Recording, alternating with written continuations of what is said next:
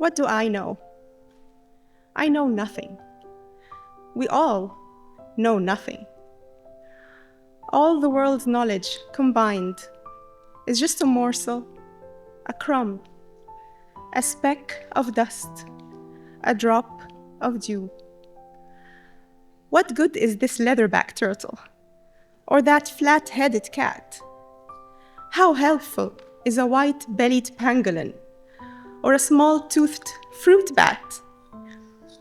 Why have 1,000 different beetles? Why so many eagles? How many hammerhead sharks does an ocean really need? Would anyone here miss the last catfish?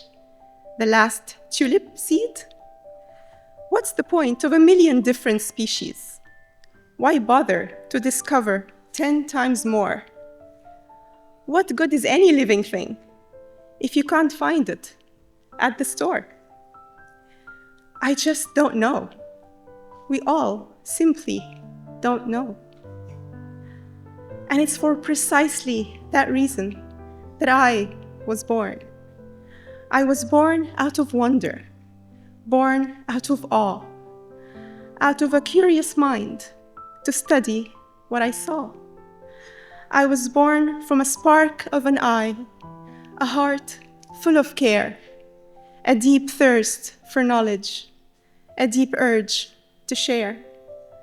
I was born to build hope, to show that I dare, to be new, to be true, to be different, and start with a few.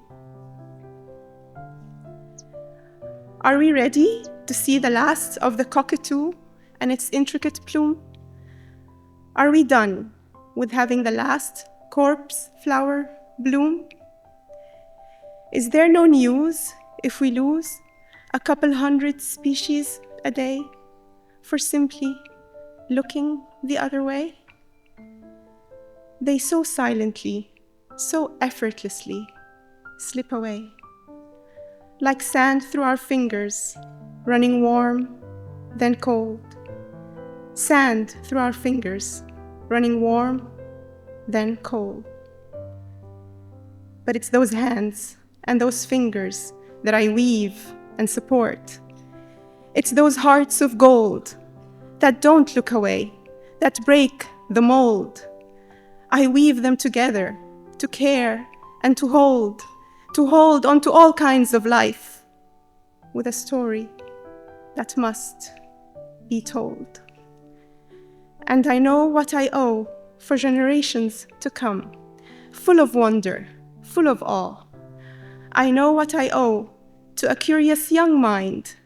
Protect the living world, not leave it behind.